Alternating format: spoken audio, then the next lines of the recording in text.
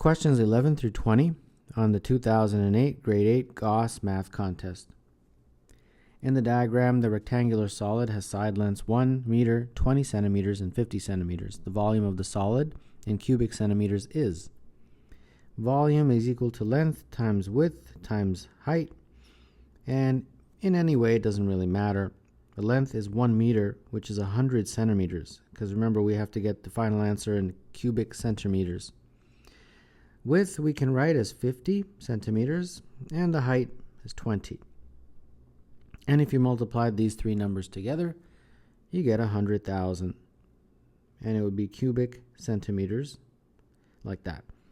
So number 11, the answer is D. As a fundraiser, Gaussville Elementary School bought 8 slice pizzas for $6.85 each. The school bought 55 pizzas and sold every slice. If each slice sold for $1, the school's profit was. So their cost of buying these pizzas was 55 times the $6.85. And that total cost is $376.75. Now their, profit, well, not the profit, but I guess the revenue, the amount of money that they made, is going to be 55 times 8 slices per pizza times $1 per slice, right? And that comes to 440. So now their profit is the revenue minus the cost, right? So that's 440 minus $376.75.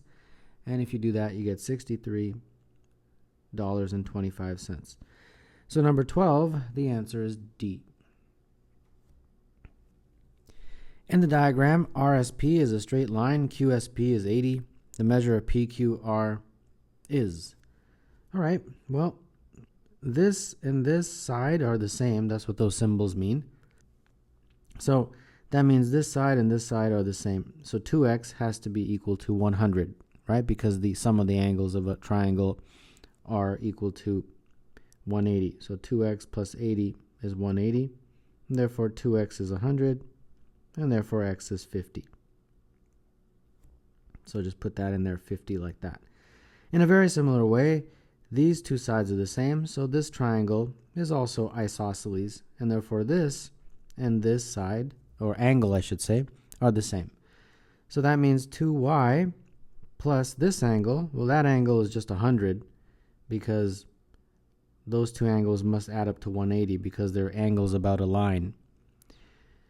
So 2y plus 100 is equal to 180, and therefore 2y is equal to 80, and therefore y is 40. So that is 40 right there. So we want to figure out PQR. PQR is this full angle right there, and it looks like PQR, that angle, in terms of our variables is x plus y, which is 50 plus 40, and that is 90 degrees. So that was a right angle. So number 13, the answer is B. Amos is reading a 400-page book. On Monday, he reads 40 pages. On each day after the first, the number of pages that he reads is 20 more than on the previous day. Amos finishes the book on Monday, Tuesday, Wednesday, Thursday, Friday, and so on, right? So let's see. Monday, he reads 40 pages. Tuesday, it's 20 pages more than the previous day, so it's 60. Wednesday, it's 20 pages more than the previous day, so 80. And then Thursday is 100, Friday is 120, and so on, right? And if you have a calculator, you don't really need one, but what I'm saying is that if you were to cumulatively add this, you'll see that these 5 numbers add up to 400. So that means on Friday is the day that he finishes the book. So number 14, the answer is A. Abby has 23 coins. The coins have a total value of $4.55. Just really quickly, I want to mention this number has some significance. Why? Because $4.55 was the minimum wage back in 1989 when I first started working. It was this exact dollar value. Not 450, 455. Anyhow, I just wanted to mention that. So let's see here. If she has only quarters and nickels, how many quarters does she have? So quarters I'll represent with Q, and nickels, of course, I'll represent with N. And N plus Q, they tell you, is 23, right? And then for those of you, I guess, that are outside of Canada, they tell you the value of each of those coins. A nickel is worth 5 cents, and a quarter is worth 25 cents. So the value of those coins, they also tell you, is $4.55, but I'm going to convert them all to cents, 455 cents. Okay, we got two equations, two variables, and we can solve. So it doesn't really matter whichever order. You can let one equal to the other. I'll let N equal 23 minus Q. Substitute that in here. 23 minus Q plus 25Q is equal to $4.55, which is 455 cents. All right, let's expand this. We got 115 minus 5Q plus 25Q is equal to 455. So that means 20Q is equal to 340, and therefore Q is equal to 17. So there's 17 quarters. Number 15, the answer is B. A 4x4 square grid can be entirely covered by 3 non-overlapping pieces made from 1x1 squares. If the first two pieces look like that, the third piece is.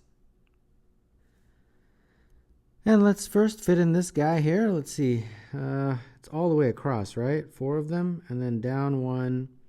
So that's the first piece. That's how it's going to fit. And then now we have to figure out how to fit that one. Let's see here. I think we're going to turn it sideways. So it's going to be like this. It's going to fit like that. Right? Yeah. And therefore, the very last piece is going to look like this. Like that. All right? So of the answer choices, which one looks like the blue one that I just drew? And that would be choice C. The decimal expansion of 2 over 13 is the repeating decimal 0.153846, and it keeps on going like that. What digit occurs in the 2008th place after the decimal point? So 153846. 153846. So you have to write this out until you get to the 2008th number. Well, no, I'm just kidding. Obviously, you're not going to do that. But one thing is very helpful, that it just keeps repeating, right? 153846. So what I do, or anybody, I guess, would do the same thing, is just look at one number. And I'm going to concentrate on this guy here. That is the 6th digit, right? And this guy is the 12th digit. And this is the 18th digit after the decimal point. So every time the digit is a multiple of 6, the number is a 6. Now, that's just a coincidence. It could be any number. But what I'm saying is that every time the digit is a multiple of 6, you get the same number. So what I have to do is figure out, first and foremost, is 2008 a multiple of 6? If it is, that digit will be a 6. 2008 is not a multiple of 6. It's actually 334 with a remainder of 4.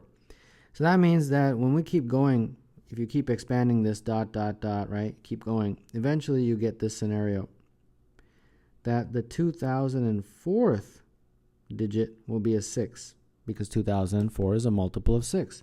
And then you just have to figure out what is the 4th number after that. So if this pattern repeats, this is the first number after it, second number, third number, fourth number. This is going to be the 2008th digit, and that is the number 8. So number 17, the answer is A.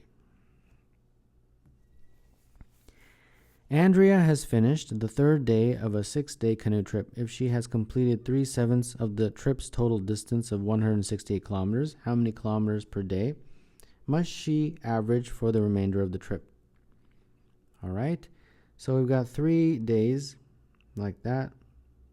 And the first 3 days, she's completed 3 over 7 of 168 kilometers, and that is equal to 72.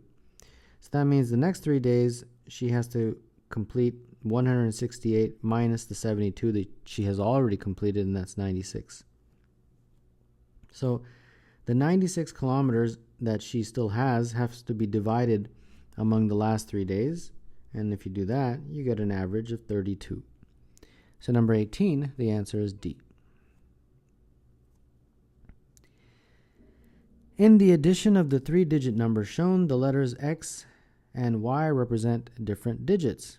What is the value of Y minus X? So 3x, y, x3 plus is 1, x1, x1. Okay, so there's several approaches to this. You can do it in any way that you feel comfortable. I actually do it in a way that it's a little bit longer instead of just sort of trial and error. But you know what? It doesn't really matter. I can just show you my way, and then if you have another way, that's perfectly fine. My way is you convert these to actual values.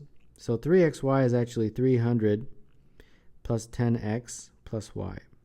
Okay, that's what it means. If you have 352, it's 300 plus 50 plus 2, right? That's what 352 is, and that's exactly what I did there. And then you're adding yx3. So that is 100y plus 10x plus 3. And that is equal to this guy right here, which is 1000 plus 100x plus 10 plus x. Okay, that is what this is representing. And if you simplify and get like terms, you get 101y minus 81x is equal to 707. Okay, now you can multiply or divide through by 101, and that leaves you with y. 81 over 101, x is equal to 7. So we obviously have to get integer solutions to this, right? And staring at this for a little bit, you realize that there's no way to get integer solutions for this. No matter what you put in for x, it's not going to become an integer, except one number. And that one number, after a little bit of thought, is x equal to 0. That's the only way that you're going to get integer solutions. And when x does equal 0, y is equal to 7. And you can obviously go back and verify this right here, what it actually becomes. It becomes 307 plus 703, and that is, of course, going to be 1010. Yeah, and that matches. So do you see what I did there? It's a little bit different than plugging in numbers. Oh, let's see, is it y is equal to 9, blah, blah, blah, right? I just did it that way. It's a little bit quicker for me. And what they want is the y minus x value. Well, y minus x will be just 7 minus 0, which is 7. So number 19, the answer is C. What is the area of the figure shown? So the quickest way of doing this is just to chop it in half like that. There you go. And understand that this height is the same as this height right here. The height of both of those triangles will be the same. So calculating this area, it will be first the triangle that involves that side is 1/2 base times height, which is 9 times 3. And then this triangle right here, 1/2 base times height, the base is 11, and the height is again 3, right? The height is the same. So this looks like 27 over 2 plus 33 over 2, and that's 60 over 2, and that is equal to 30. So number 20, the answer is 30, which is choice D.